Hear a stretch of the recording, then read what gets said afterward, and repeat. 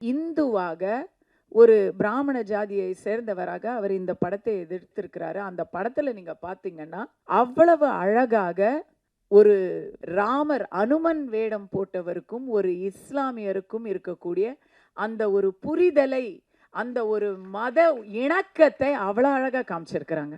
இதுதான் மத சார்பின்மை. சும்மா படத்தை எடுத்து மக்களுடைய மைண்டை பிரெயின் வாஷ் பண்றது மத சார்பின்மை கிடையாது. அது முற்போக்கு கிடையாது. அது பித்தலாட்டம். அது ஒரு பொய் பிரச்சாரம். அதற்கு எத்தனையோ அஜெண்டா இருக்கு. அதை நம்ம கண்டிக்கிறோம்.